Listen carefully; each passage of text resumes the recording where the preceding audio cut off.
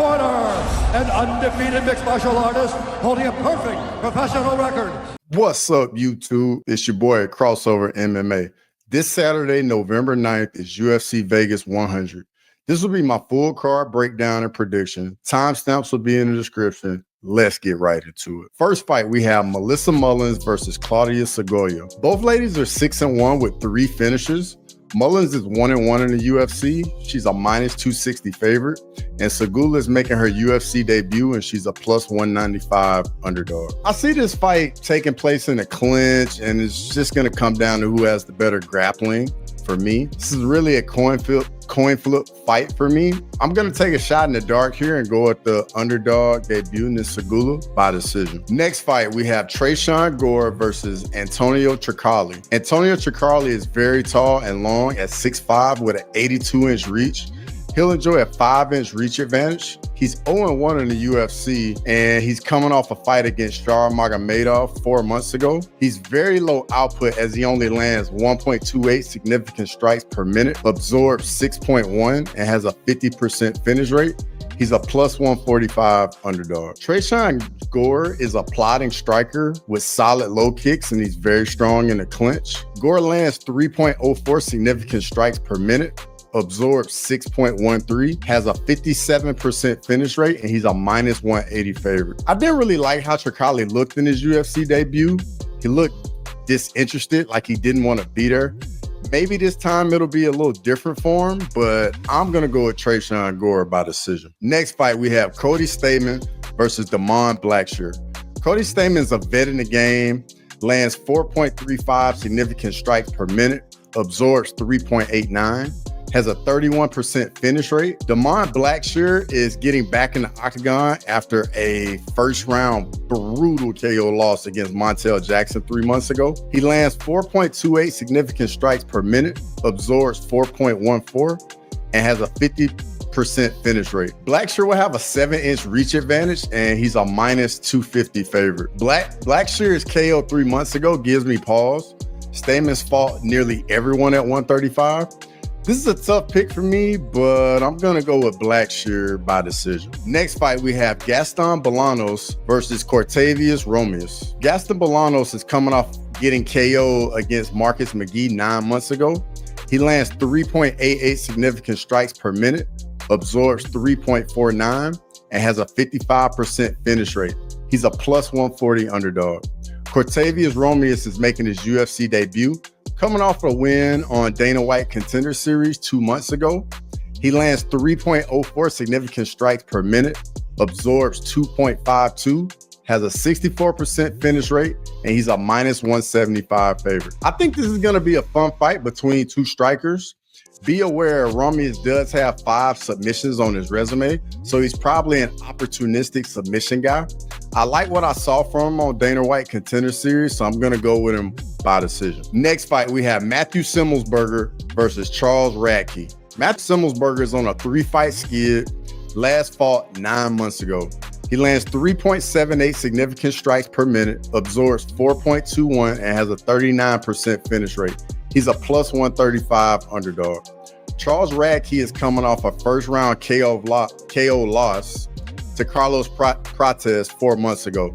He lands 3.22 significant strikes per minute, has a 61% significant strike accuracy, and he's a -170 favorite. Semelsberger is always in fun fights and will have a 3-inch reach advantage. I think he's a very live dog here, but I can't get past the 3-loss skid he's on, so I'm going to go with Charles Radtke by decision. Next fight, we have Zaleski dos Santos versus Zachary Scroggin. Dos Santos, also a vet in the game. He's on a 1-fight skid, losing a unanimous decision to Randy Brown 5 months ago.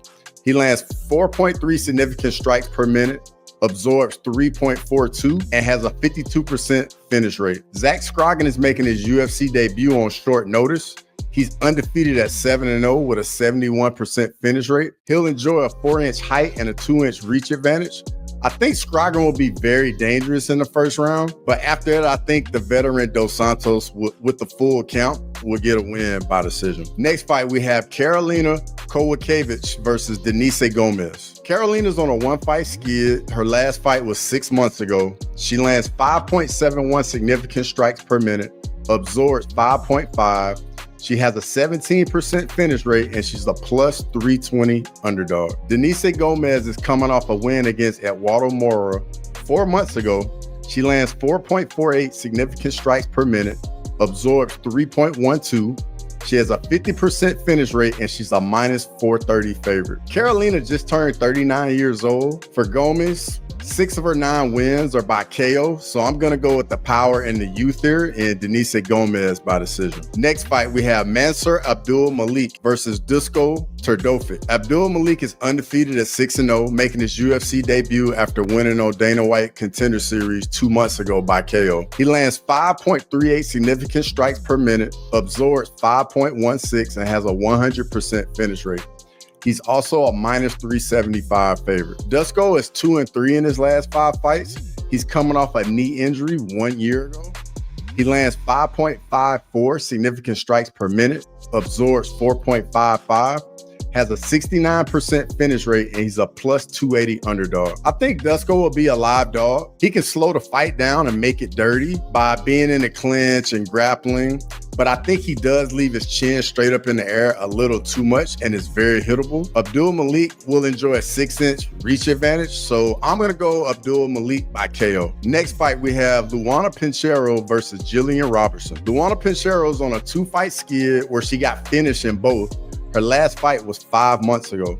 She lands 3.57 significant strikes per minute, absorbs 4.17, has a 50% finish rate, and she's a plus 200 underdog. Jillian Robertson is on a 2-fight winning streak.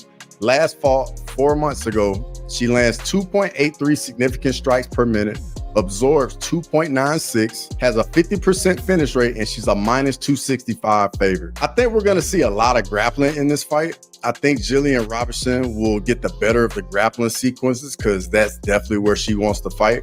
So I'm going to go Jillian Robertson here by submission. Next fight, we have Ricky Turcios versus Bernardo Sopaj. Turcios is coming off a submission loss to Raul Rosas Jr. 4 months ago. He lands 4.63 significant strikes per minute, absorbs 3.34, and has a 24% finish rate. He's also a plus 260 underdog. Sopaj is coming off a contender for knockout of the year against Vinicius Oliveira, where he took a brutal flying knee 8 months ago.